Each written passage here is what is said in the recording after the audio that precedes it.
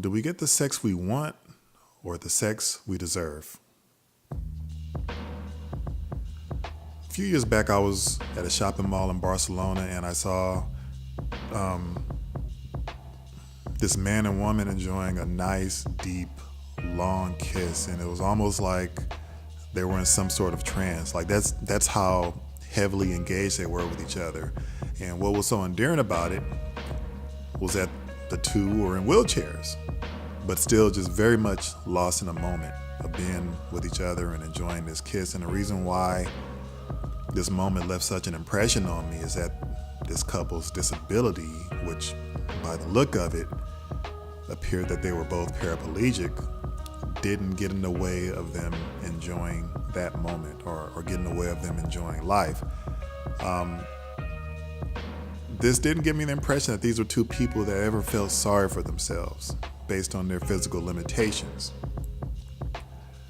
So that brings me to the topic of the so-called incel. And for those of you that have never heard of the term, incels stands for involuntarily celibate, if I'm not mistaken. So, we're talking about the unsexed. So this is a topic actually my cousin suggested for an episode. So if the next 15 or 20 minutes sucks, I'm gonna read off his phone number at the end of the episode where you can prank call him or send him a hate text and tell him what a fucking asshole he is. So all for him. So let's look at the background a little bit. So from what I understand, the incels are mostly this online community of men that feel shut out of the sexual marketplace, and they ain't happy about it. I wouldn't be. But what I was surprised by was I learned about this world with a very specific belief system and attitudes towards women. They got their own terminology describing what really is a very sad and frustrating existence of celibacy. And there's different types of men that fall on this spectrum of being an incel, ranging from those who are just really socially awkward, those that have body dysmorphia, and there are even some, which sounds like the minority, who have some mental health issues. Now, there's been some violence and some verbal hostility directed towards women as well as the men who appear to take up a market share of sexually available women, but I don't want to get into that because I don't really think it's cool with all the hatred, the hate speech, and just this a very violent attitude. None of that in any way is cool to me.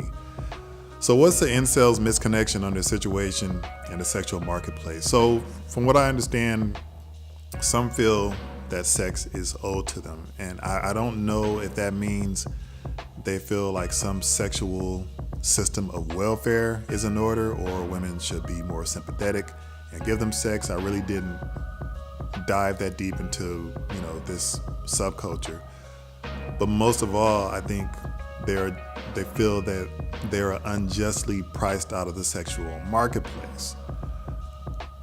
Interesting, to say the least. So let's try to reconnect the dots on that.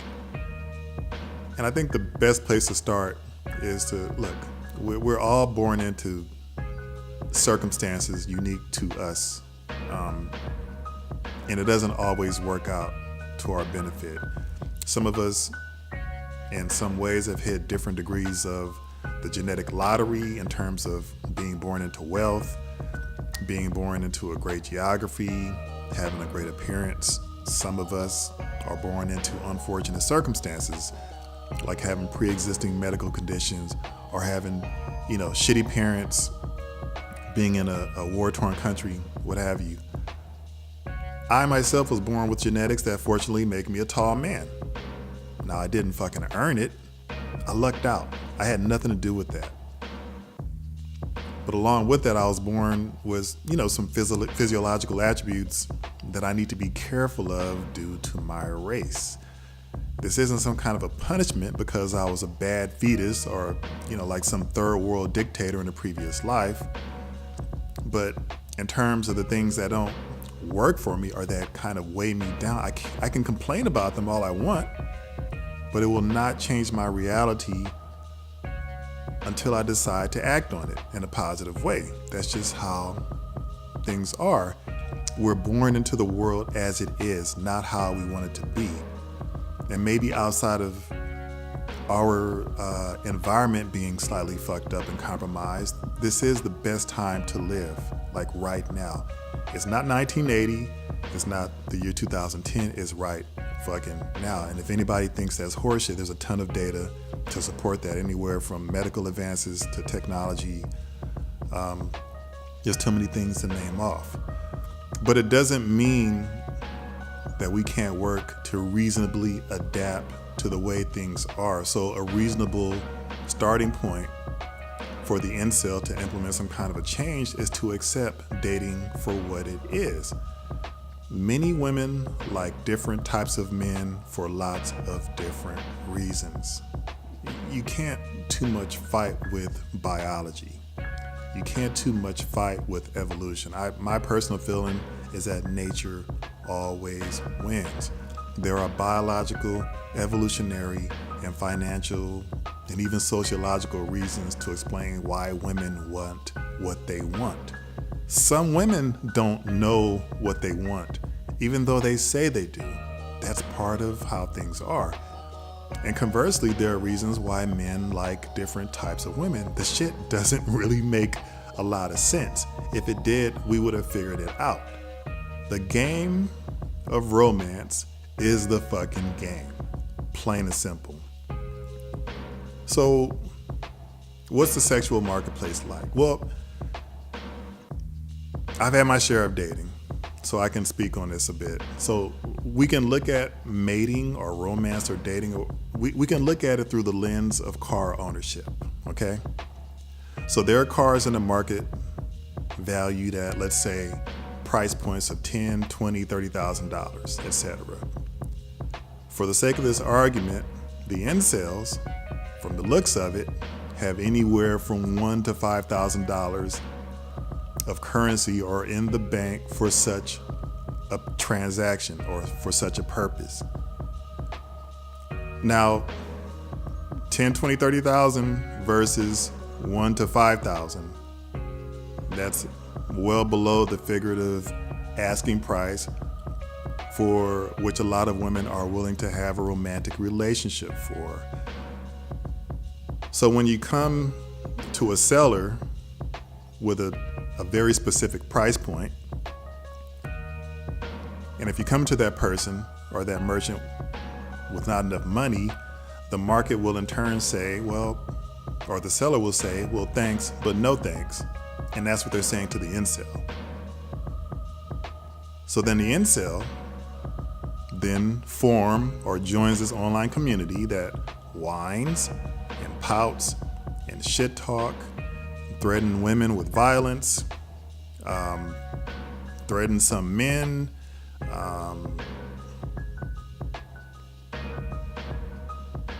and so there's this hostility towards those who can, and using that example, can afford to own said car.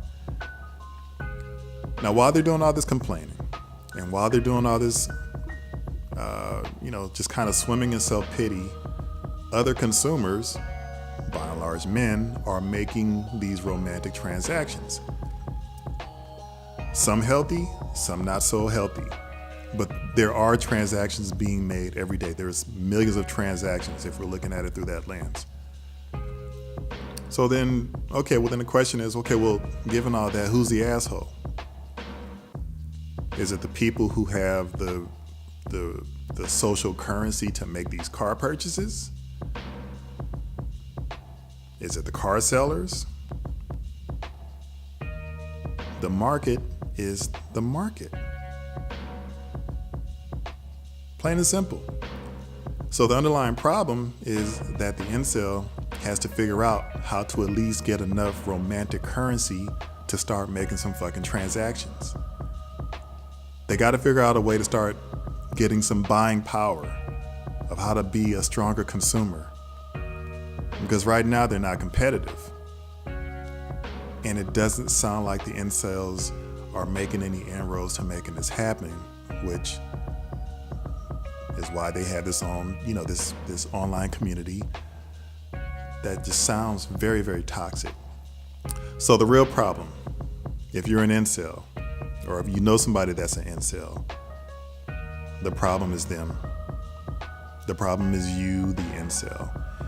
Doesn't make you a bad person, but the common denominator in this dilemma is you. You're the only one complaining about not having sexual relationships or romantic relationships. It's your problem. The fact that you label yourself as an incel is crippling. It's self-defeating. It's damaging. It's as damaging as calling yourself stupid. It's not a badge of honor. It's not something to be proud of.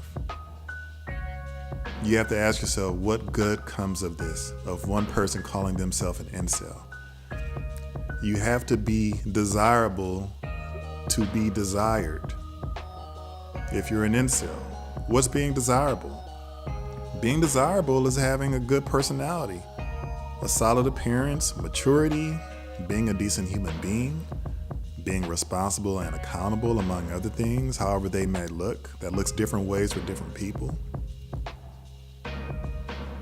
Because in my experience, every sexually active man or woman that I know checks off a lot of these boxes in some kind of way.